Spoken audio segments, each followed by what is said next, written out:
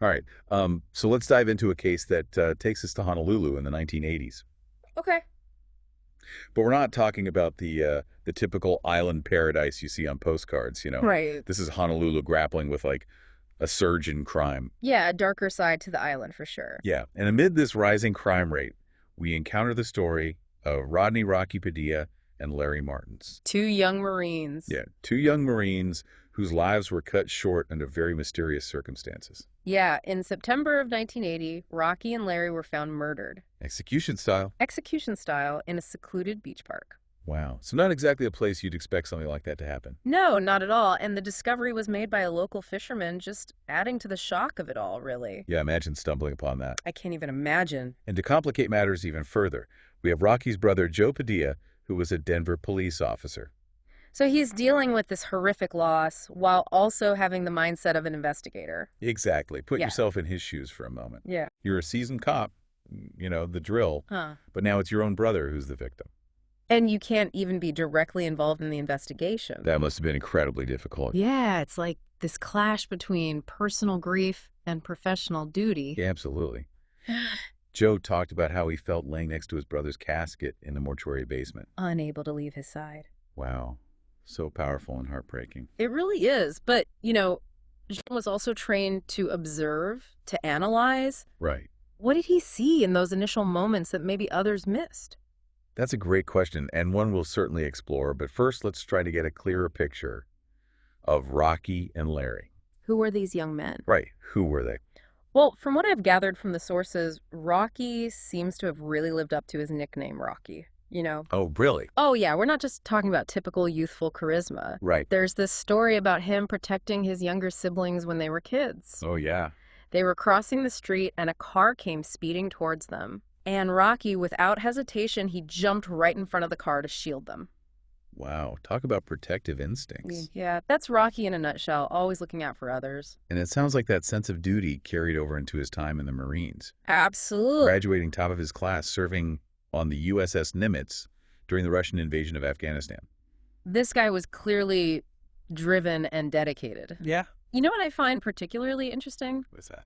Rocky was about to become a drill instructor. Oh, wow. So he was on a clear path to a successful military career. Exactly. This wasn't just some guy going through the motions, he was committed. Right.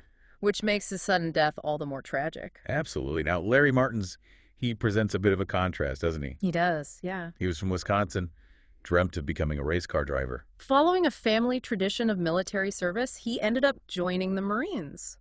Interesting how they both ended up in the Marines, but with such different backgrounds. It is, yeah. And what we know is that they weren't particularly close friends. But fate, as it often does, brought them together on that fateful night. The night of their murders. Let's talk about the crime scene itself. It was a remote park, no streetlights. Yeah. Their bodies were found near Rocky's car. Both shot in the head, a grim discovery. Absolutely grim. And the location itself is a puzzle.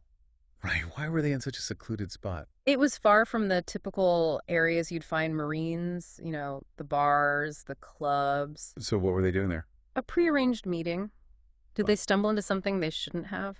These are questions that have haunted investigators for years. And to add to the mystery, the initial investigation was really confusing. In what way? Well, no wallets were found, but Rocky's watches, jewelry, and some cash were untouched.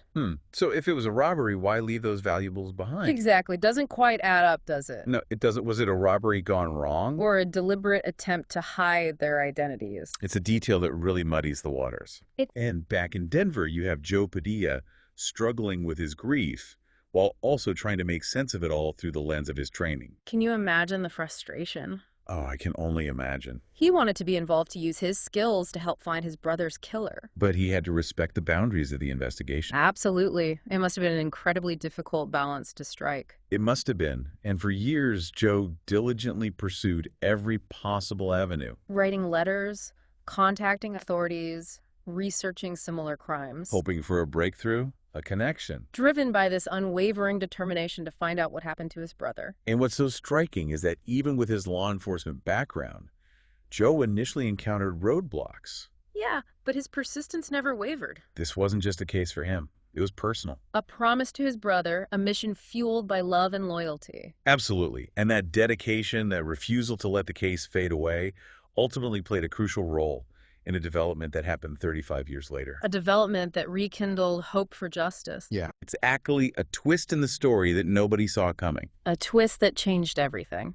So we left off with this unexpected development, the NCIS getting involved. Yeah, after all these years, a cold case suddenly heats up. It's like something out of a movie. It really is, and it raises a lot of questions. Like, why did the NCIS get involved after all this time? Well, it comes down to jurisdiction because Rocky and Larry were active duty Marines. Right. Their murders fell under the purview of the NCIS. Even though it happened off base. Exactly. It's a detail that might not be obvious at first glance, but it's crucial here. Certainly is. It was the catalyst for this whole new chapter in the case. It was, and for Joe, I imagine this must have felt like vindication. Like all those years of fighting for justice were finally being acknowledged. Exactly. And the NCIS didn't waste any time. They brought a fresh perspective, new resources, and this determination to get to the bottom of things. It must have been a huge relief for Joe. I can only imagine. They didn't just reopen the case.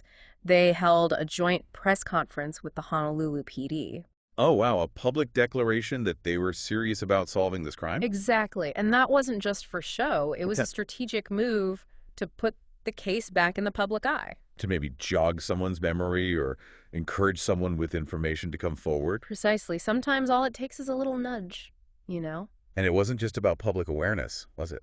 No. The NCIS revealed that they'd received a tip. A new lead after all these years. And on top of that, advancements in DNA technology allowed them to re-examine old evidence. So even though the case was decades old, there was still potential for breakthroughs. Absolutely. Forensic science has come a long way, and DNA analysis can be a game changer in these situations. It really is, and to make things even more interesting, the NCIS mentioned they had identified persons of interest. Ah, so the investigation was zeroing in on specific individuals? We don't know who they are, of course. Right.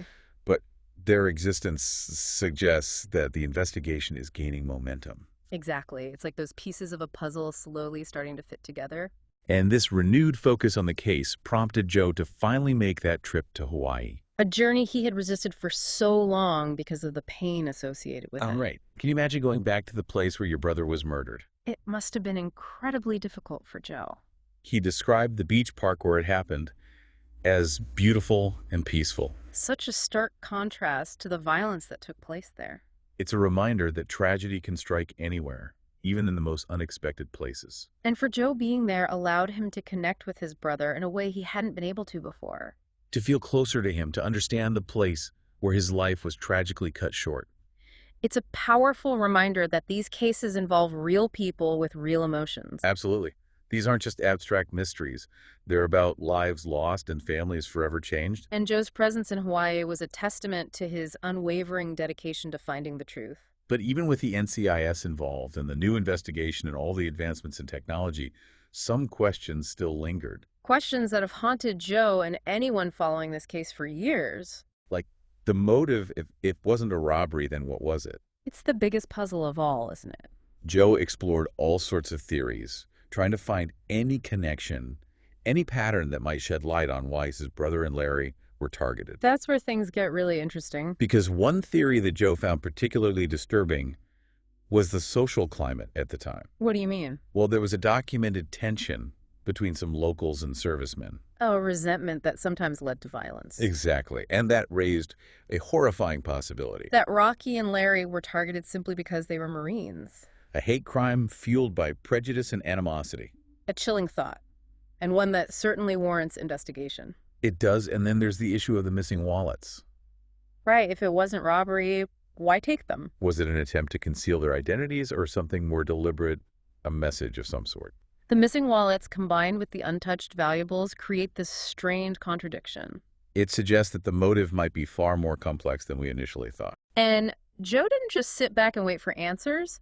He did his own research. Oh, yeah. He dug into similar crimes, looking for parallels, anything that might connect to his brother's case. And he actually found something, didn't he? He did. He uncovered a double homicide of 2 airmen. That happened shortly before Rocky and Larry were killed. It's incredible that Joe took it upon himself to do all this investigative work. He wasn't just passively waiting for answers, he was actively seeking them out. And that's a key takeaway here. Sometimes you have to be your own advocate, especially in cases like this. Absolutely.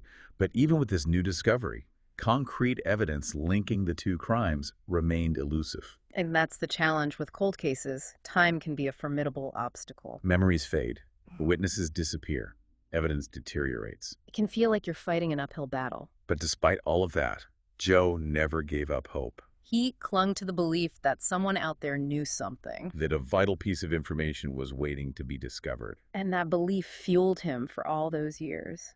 It's a testament to the power of hope and the enduring strength of a brother's love. And it brings us to a crucial point, the role of the listener in all of this.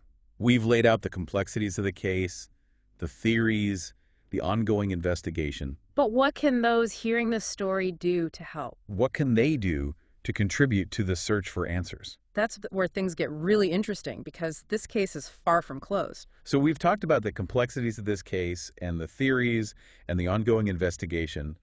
But what can those who are hearing this story do to contribute to the search for answers? Well, that's where the Justice for Rocky Padilla Facebook page comes in. Oh, right. Yeah, I've heard of that. It's more than just a memorial. It's a hub for information and updates. And a way to keep the case in the public eye. Exactly. And, sometimes people have information, but they're hesitant to come forward. Yeah, they might be afraid or think what they know isn't important. Exactly. But even a small detail could be crucial. That's so true.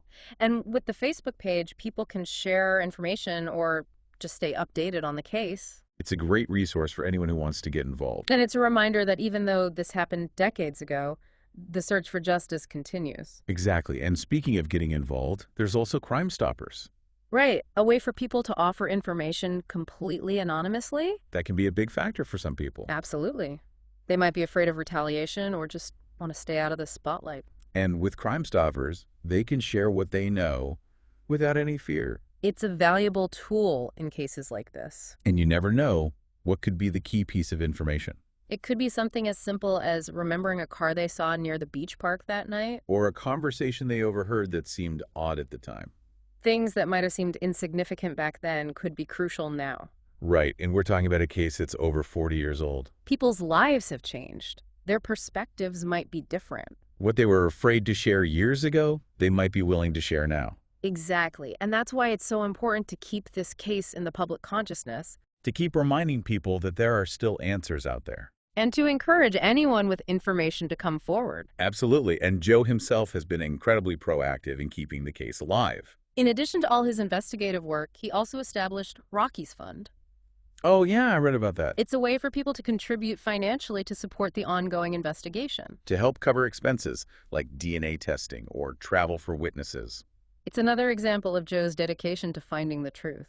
He's not just waiting for answers. He's actively making things happen. And it's incredibly inspiring. It makes you think, what would you do if you were in his shoes? How far would you go to seek justice for a loved one?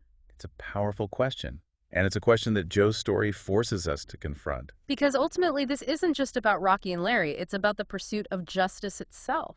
It's about the idea that no matter how much time has passed, the truth still matters. And that even in the face of seemingly insurmountable odds, hope should never be extinguished. Well said. So as we wrap up this deep dive, let's leave our listeners with a clear call to action. If you have any information about the murders of Rodney Rocky Padilla and Larry Martins, please reach out. No matter how small and significant you think it might be. Visit the Justice for Rocky Padilla Facebook page, contact the NCIS tip line, or submit an anonymous tip through Crime Stoppers. Every piece of information, every lead could bring us one step closer to solving this mystery. And to finally bringing closure to this decades-long search for justice. So please, if you know anything, don't stay silent. Your voice could be the one that makes all the difference. Thank you for joining us on this deep dive.